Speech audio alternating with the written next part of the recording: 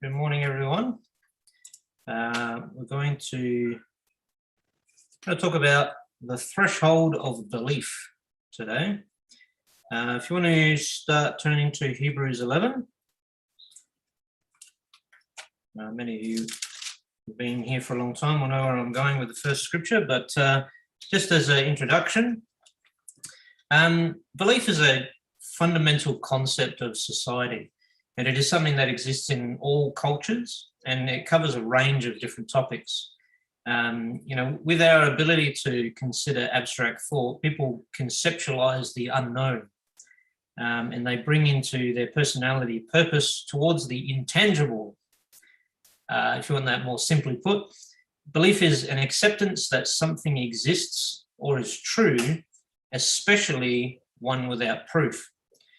Or another definition states trust, faith, or confidence in someone or something. So I guess what I want to talk about is what takes something from being especially something without proof to being reality. And I guess that's this concept I want to talk about today, the threshold of belief. What is it when you believe in something and you've got no proof, if you haven't seen any evidence of it? There's the threshold when it becomes something that you know is real because of an experience. In Hebrews chapter 11 and verse 1, the Bible defines faith as this. Now, faith is the substance of things hoped for, the evidence of things not seen. Now, it's a wonderful definition that is different to what we see in our dictionaries. And if you have a variation on the wording, it talks about that the substance is the realization of things hoped for and the conviction of things not seen. And you can mix those things around a bit, but really it's going, I believe in something that I can't touch. It's something that I want to be real. It's a substance or a realization of something that I hope for, whether it's a future state of who I am or a condition that's occurring or a circumstance. I hope for it to be different. It's that realization, and it's the evidence that can occur by things that you can't see or touch. You go, I hope this will be different, and I believe in it because things that I can't see, things that are outside of my perception, are going to make that happen. And that's faith. Now, we obviously apply this in a context towards the Lord and what God can do in our lives. So faith, defined here, captures what I want to explore today.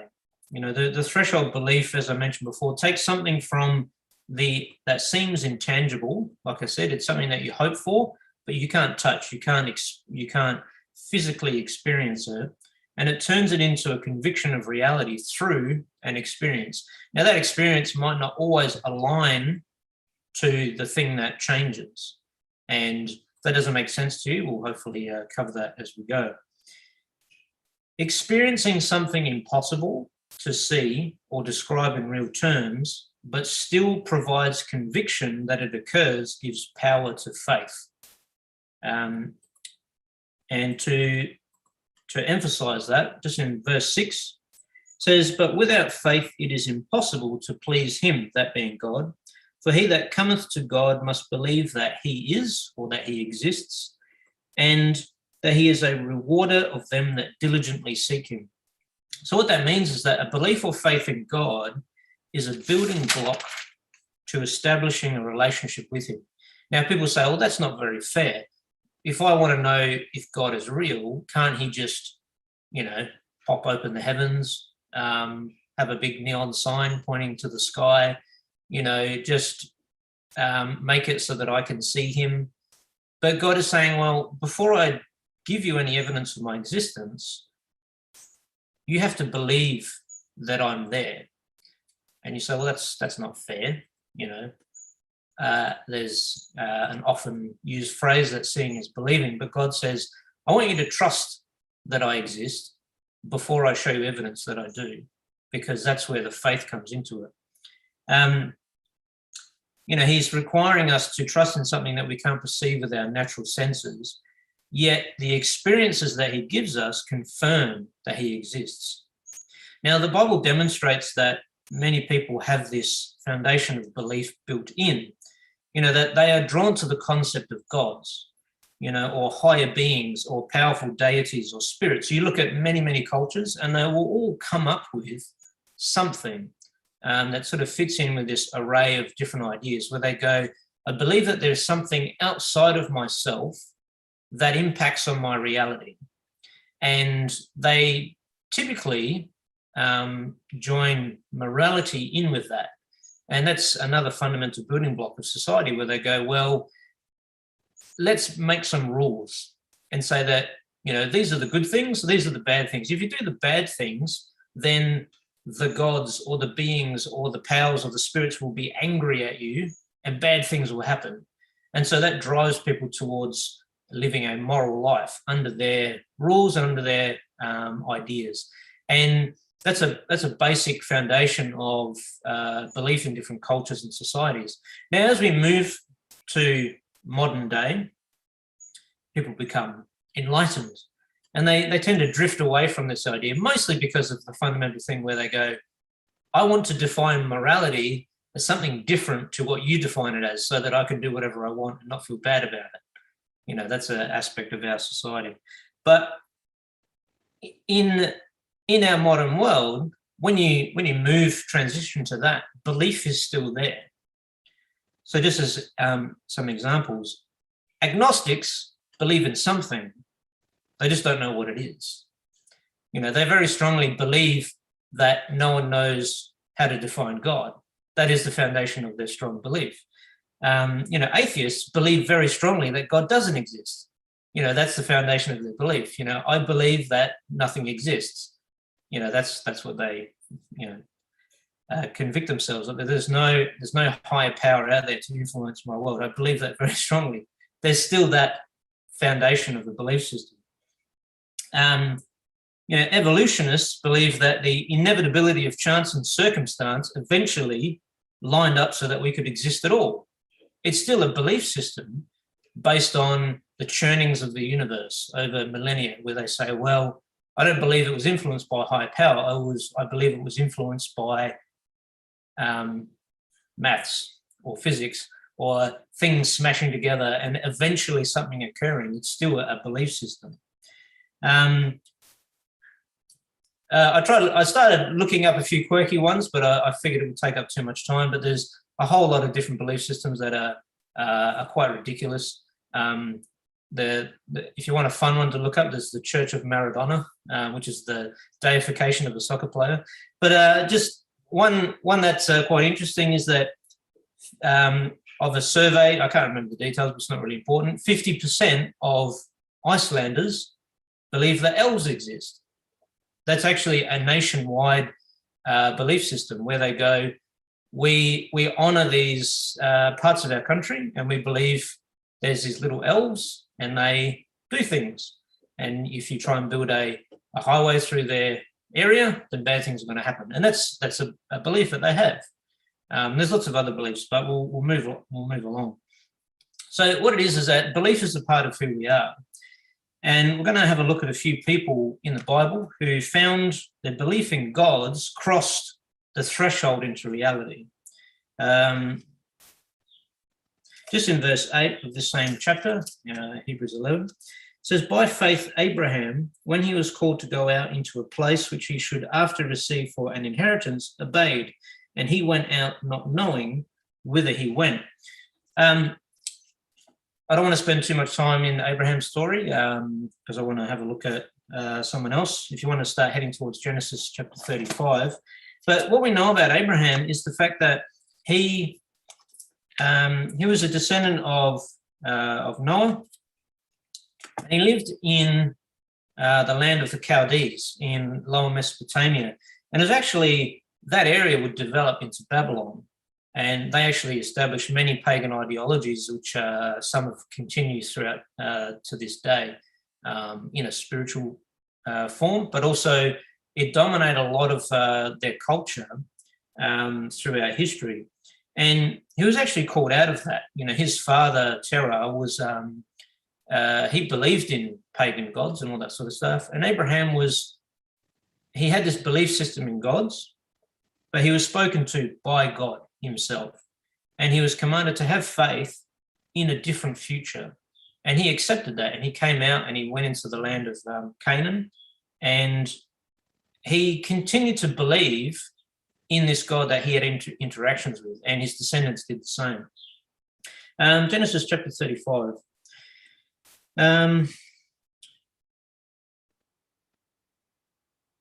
All right, just a bit of background on this. So one of Abraham's descendants is Jacob, and he was actually sent into Syria to find a wife. He was told he wasn't to marry a Canaanite, those Canos. His brother, they weren't very happy with him because he married a few Canaanite women, and his mum hated them. But anyway, so Jacob was told, I want you to go back to the land that you came from, which was, Mesopotamian area in Syria specifically, and find a wife. So he's actually going back to where Abraham was from, which is people who believed in these pagan gods. And we know that, a series of unfortunate events, he ends up serving in the service of Laban for 14 years. And he eventually decides to escape with his families. He says, I've had enough. This is too much. Let's take what we can and we'll leave. I mentioned in another talk a while ago that Rachel steals her father's household idols. And in that talk, I was talking about how in this particular belief system that covers a lot of this area, especially when the Babylonians were doing conquests and things like that, they would steal an idol, because part of the belief of these people was that the god dwelled in this idol. And if you had the idol with you, then the god would protect you. So bring it to your city, protect your city. If someone came and stole your god, then people would panic. They would go, yeah, but he's in the idol as well as wherever else he exists. So now we're in trouble. He's not going to protect us. So Rachel, because she sort of feared what her father would do, she steals his household idols, and he's actually quite angry about it when you read about it a bit later when they have a confrontation. And in this situation, they're running away. And in verse, it's actually under the direction of God. In verse 35, verse 1 of Genesis, and God said unto Jacob, arise, go up to Bethel, and dwell there, and make there an altar unto God that appearest unto thee when thou fleddest from the face of Esau thy brother.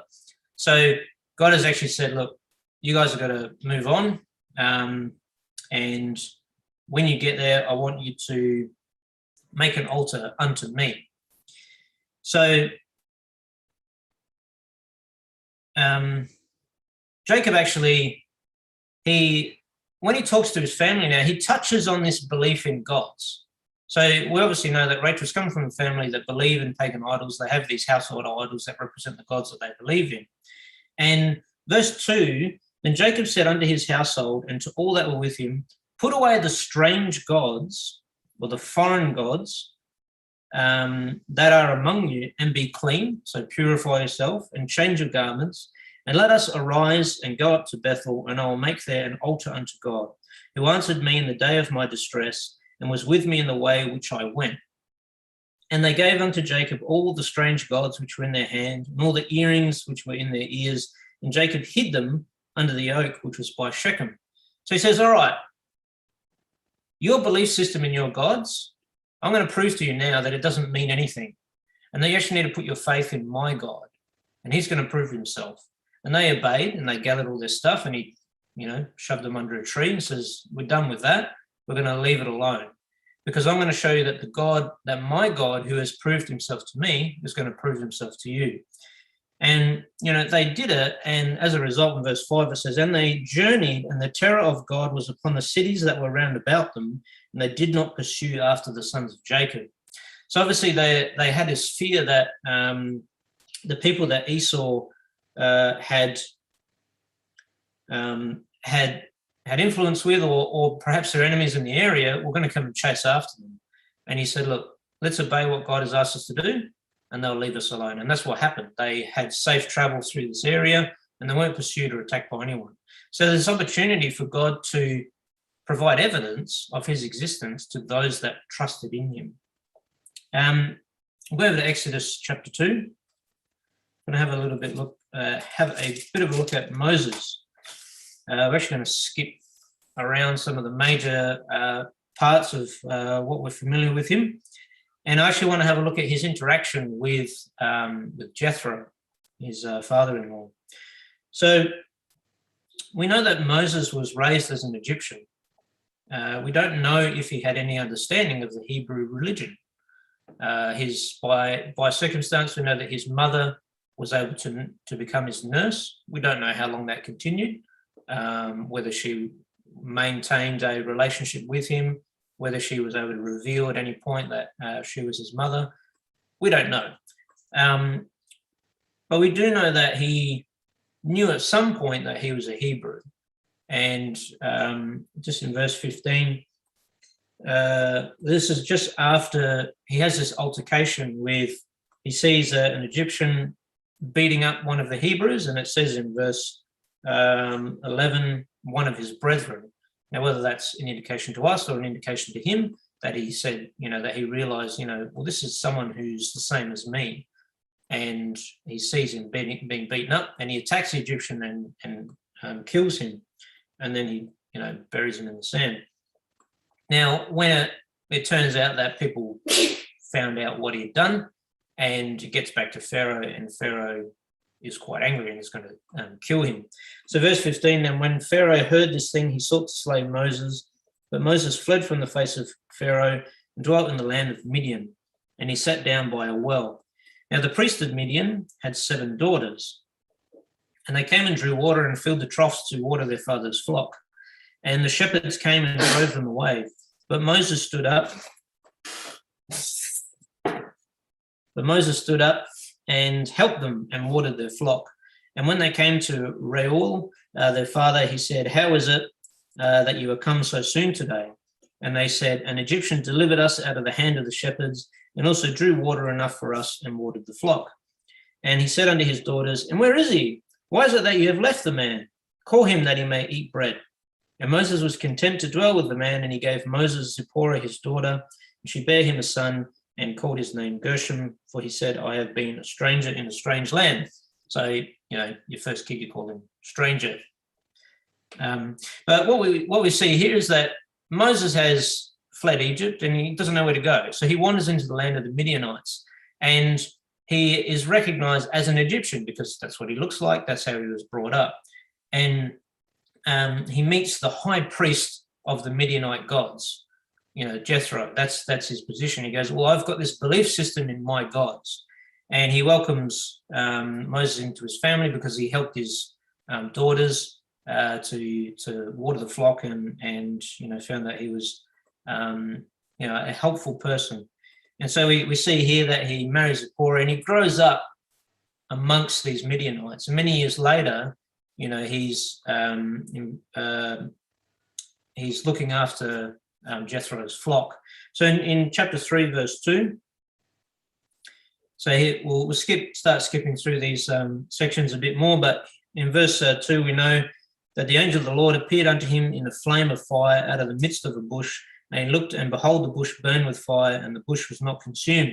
So now God reveals himself to Moses. So this is the Moses who has been brought up with a belief system of the Egyptian gods. He understood how that all works. And now perhaps has been exposed to the belief system of the Midianites. We don't know how much he knew about God, the God of the Hebrews, but now the God of the Hebrews reveals himself to Moses. And just in verse 6 says, moreover, he said, I am the God of thy father, the God of Abraham, the God of Isaac, and the God of Jacob. And Moses hid his face, for he was afraid to look upon God. Now, we know that Moses is a descendant of these patriarchs, but this is 400 years later.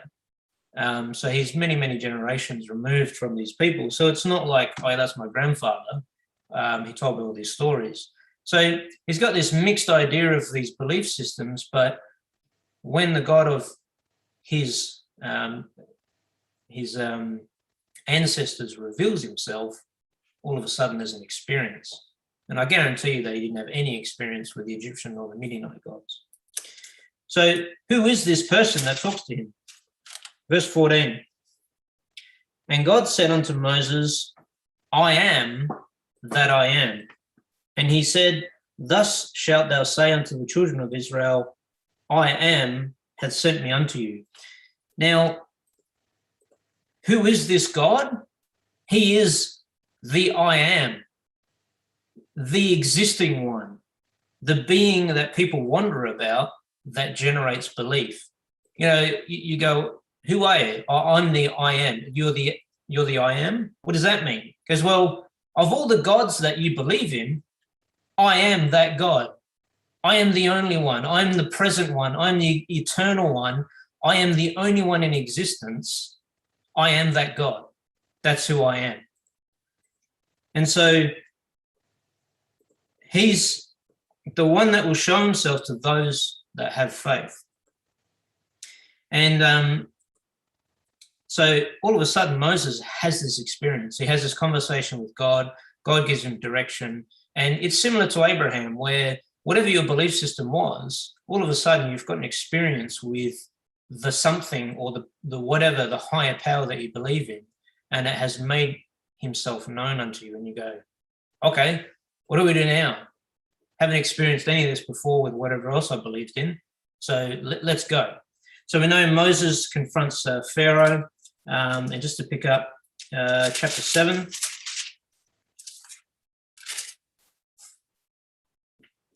Chapter 7, verse 10. Moses and Aaron went in unto Pharaoh, and they did so as the Lord had commanded. And Aaron cast down his rod before Pharaoh, and it became his servants, and before his servants, and it became a serpent.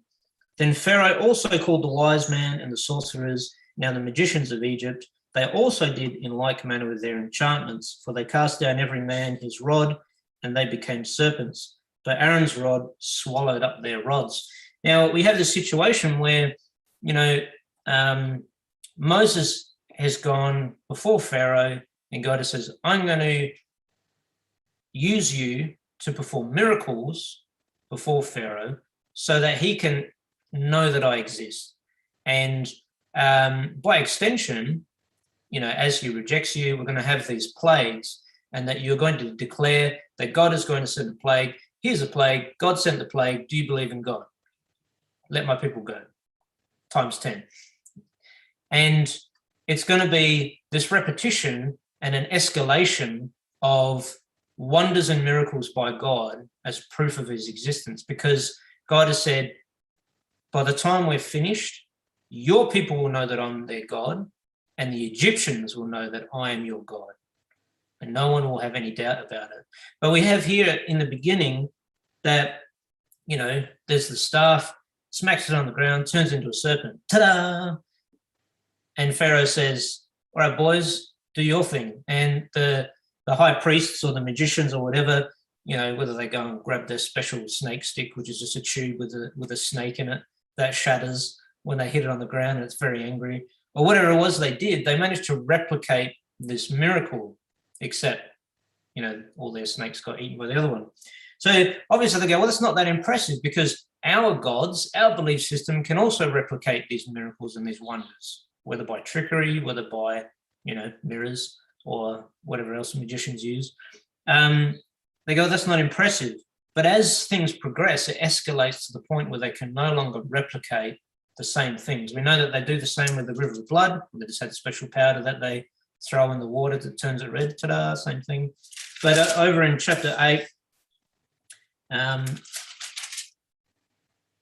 in the plague of lice is when it gets a bit too much for them. And because when it's frogs, they also manage to bring frogs out of the river. But just in chapter 8 and verse, where I was 17, And they did so, for Aaron stretched out his hand with his rod and smote the dust of the earth, and it became lice in man and in beast. All the dust of the land became lice throughout all the land of Egypt. And the magicians did so with their enchantments to bring forth lice, but they could not.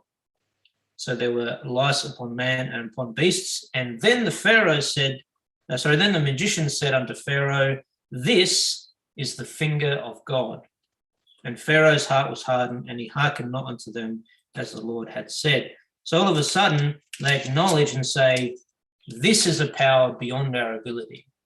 This is something that is an act of God, and we can't replicate it.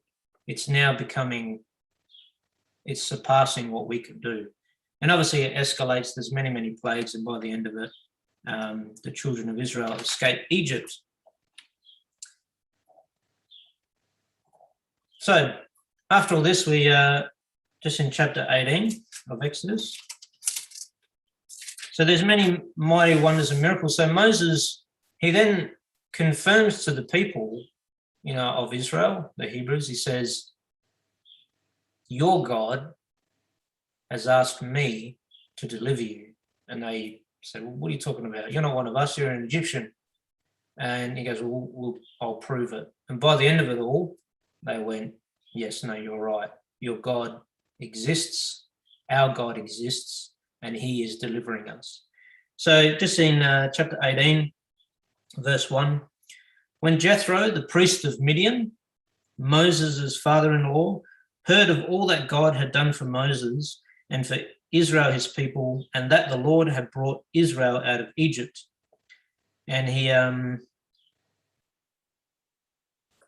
basically he meets up with Moses, with his family, Moses' family, and down in verse 8 it says, and Moses told his father-in-law all that the Lord had done unto Pharaoh and to the Egyptians for Israel's sake, and all the travail that had come upon them by the way, and how the Lord delivered them.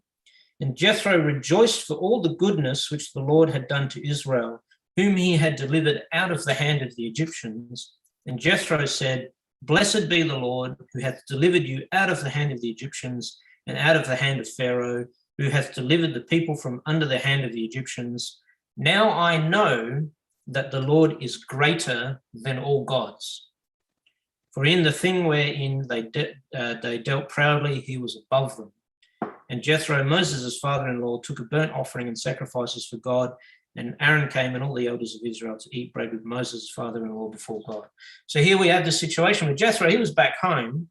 He wasn't in Egypt, but Moses brings this report, and he goes, where's your proof? Well, there's a couple of thousand people behind me that were previously slaves. So Jethro goes, this is amazing. Your God has provided wondrous miracles, and he is a God above my gods that I believe in.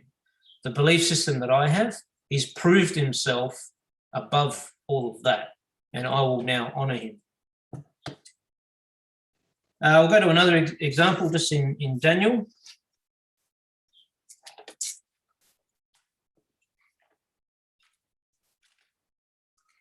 Daniel chapter 2.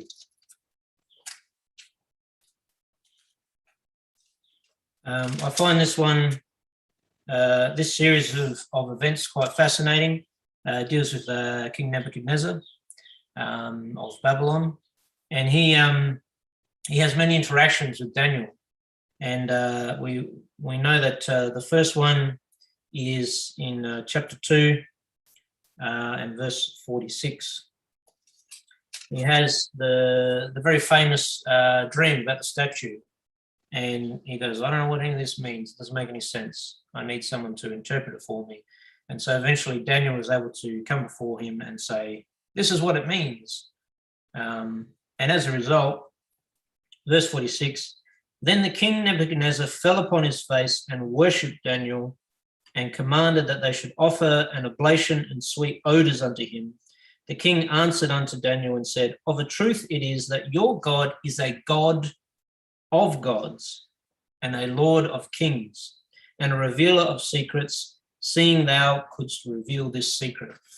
So what we have here, and this is something that if as you look through it, and there's obviously a couple of examples here, it's not surprising that other nations and cultures didn't immediately believe in God, because they already believed in gods.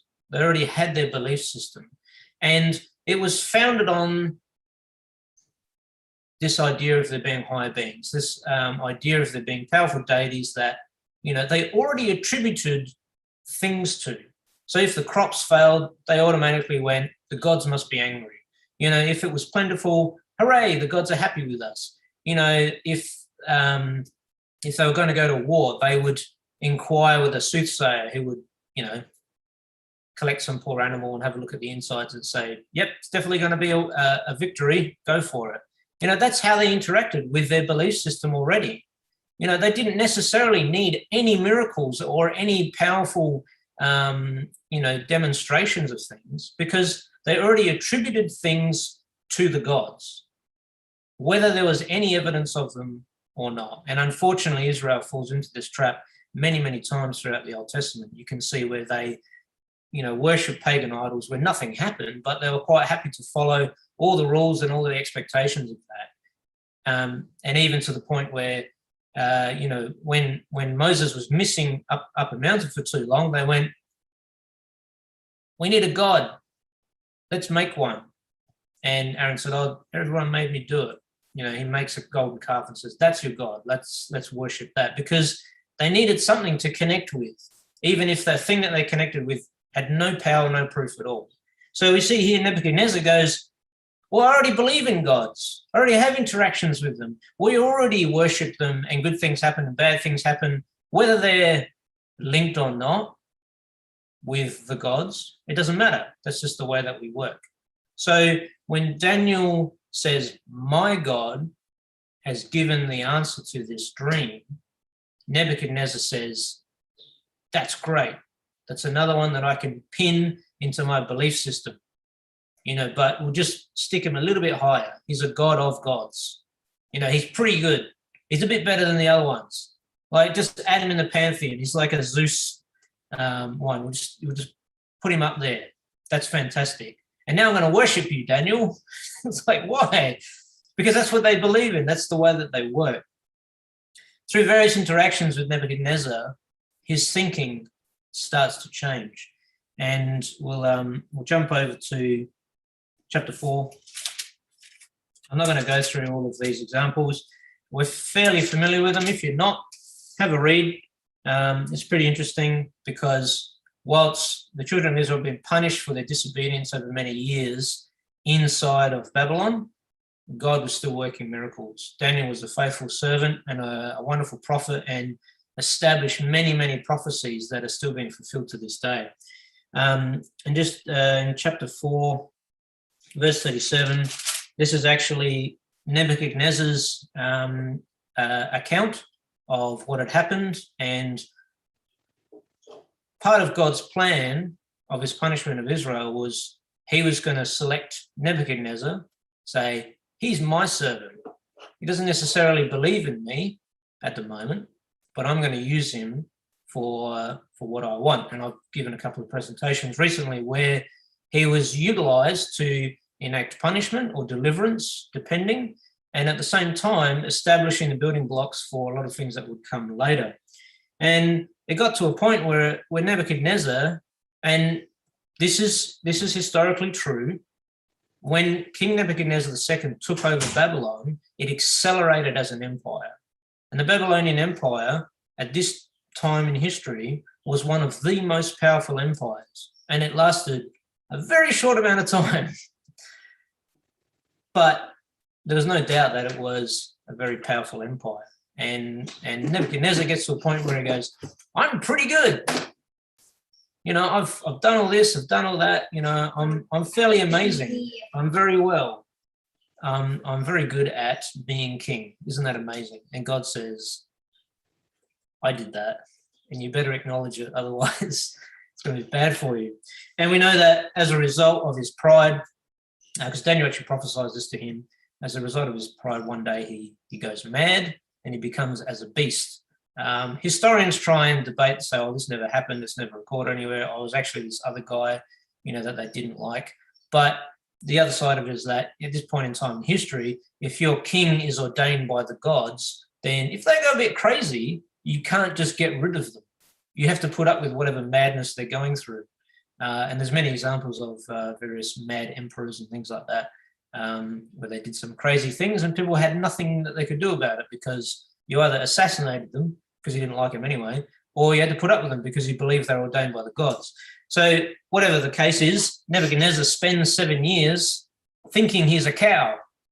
And on the day of his re-enlightenment, of coming out of that state of mind, he acknowledges his pride and says in verse 37, "Now I, Nebuchadnezzar, praise and extol and honor the King of heaven, all whose works are truth and his ways judgment, and those that walk in pride he is able to abase."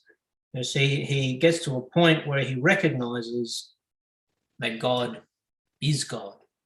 That God is the I am.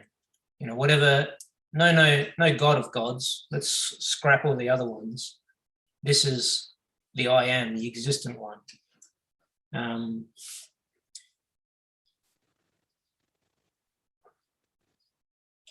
Sorry, just finding my spot. So as I mentioned, through these various experiences, King Nebuchadnezzar elevates God in his mind until it's a reality that God is the only God. And so in the Bible, these are people from different nationalities and cultures that, had a society who created the concepts of gods to drive their belief in something.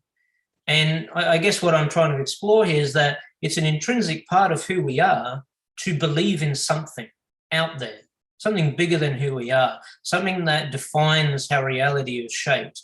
And whether you say it's God, whether you say it's science or happenstance, or whether you say, I don't know what it is, but it's something. We believe that it's out there. But this actually also changed over time to alter people's understanding of who God was, and also who Jesus was. In the New Testament, the Pharisees had perpetuated their notion of God, of who God was and what he did, to the point that they had created their own version of him. And he actually became like the gods of old. The God of Israel is now like the God of the Midianites, the God of the Babylonians. It's just another deity that we pray to, and stuff happens and stuff doesn't happen, and we say, oh yeah, God did it. But there's no evidence because he doesn't have a relationship, because we're not actually doing what he asked anymore. Saul, that one, the Bible one, Saul was a victim of this belief system. And while the Pharisees actually used it for their own gain and control of the society that they were in, there was a lot of political stuff that was tied into it. And they actually used that to their own advantage. And there was various others who said, well, no, actually, we believe God operates this way, and we're going to behave that way because the Romans like it, and it makes them happier, and they give us stuff. And the Pharisees are saying, no, it needs to be a lot stricter, because, that way we can have control over what you do, and we don't have to do what we tell you to do, but you have to do it. But we know, if you want to turn to Acts chapter 9, we're going to finish up here.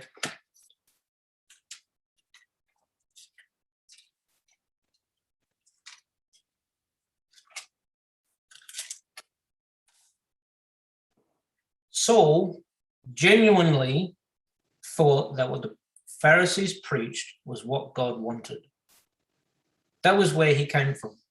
And we understand that because in Acts chapter 9 and verse 1, we read here, and Saul, yet breathing out threatenings and slaughter against the disciples of the Lord, went unto the high priest and desired of him letters to Damascus to the synagogues, that if he found any of this way, or the way of Jesus, whether they were men or women, he might bring them bound unto Jerusalem.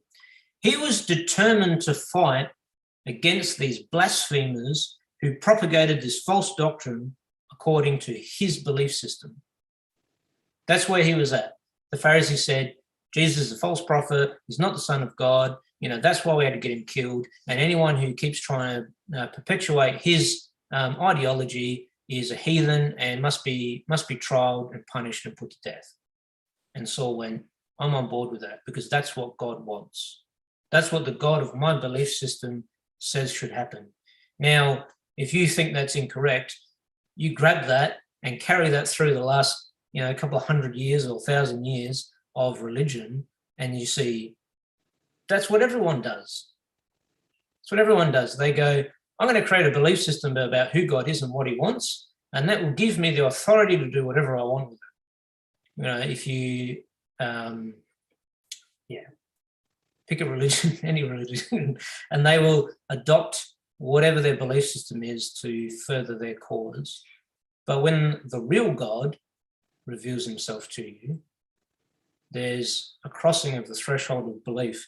And if we see Saul's example, verse 3, and as he journeyed, he came near Damascus, and suddenly there shone around about him a light from heaven, and he fell to the earth and heard a voice saying unto him, Saul, Saul, why persecuteth thou me? You go, who are you? Me? I am the I am. I am the God. The one that you thought you were doing stuff for, that has never ever talked to you before. I'm him. And I'm going to tell you something. And he said, who art thou, Lord? And the Lord said, I am Jesus whom thou persecutest. It is hard for thee to kick against the pricks or the goads or the sticks that you poke at animals to make them move somewhere. And he, trembling and astonished, said, Lord, what wilt thou have me to do? And the Lord said unto him, arise and go into the city, and it shall be told what thou must do. This passage, which we heard in the last week or so, is where I got the idea for this talk. And it was basically this threshold of belief where Saul meets the idea of who God actually is. And he goes, hang on, this doesn't match with what I've been believing all this time. What do you mean that you are Jesus and you're the one that I'm trying to get people to stop following? That doesn't make any sense. But my belief in God is stronger than my ties to an ideology. That when that is revealed and that says, oh, those are the same things, then all of a sudden I can believe in the I am. This revelation begins his relationship with God, and this diverts his conviction to the truth. And this is where we see the defining point that Saul is not one who is driven by the ideas of man, driven by the ideology that's perpetuated by the Pharisees. He's actually genuinely wanting to follow God, but he was under the mistaken belief that Jesus was not part of that. And when the I am reveals himself and says, by the way, we're all here together, the Father, the Son, and the Holy Ghost, it's a package deal, and that you're trying to break that apart and follow an ideology that defines those as different things, Saul goes, oh, I'm on board. Let's throw out that belief system and let's have a relationship with God. And so to round this up, I guess, has your experience of God matched what the Bible demonstrates? And if not, perhaps you haven't had the experience that crosses the threshold of belief into reality. God continues today to keep the evidence of his existence within the intangible. And once again, people say, well, that's not fair. If I want to know who God is, shouldn't he make it blatantly obvious? But God says, you have to trust me. You have to have faith. The evidence that I will give you won't be me opening up the heavens. It'll be miracles that'll occur that you can't attribute to anything else, that you can't control within your reality, but it is further evidence that I'm working in your life. Because he rewards those that diligently seek him with experiences like healing, miracles of protection, strength, emotional well-being, provision of earthly necessity, these are all made surer by the connection of the Holy Spirit. The evidence of speaking in tongues, proving the receiving of the Holy Spirit, is a miracle that is evident in many of our lives. God will continue to provide these things while faith is needed. When Jesus returns, that belief will no longer be required because everyone will see God. So my encouragement is to seek him diligently while the rewards are still available. And I'll leave it there.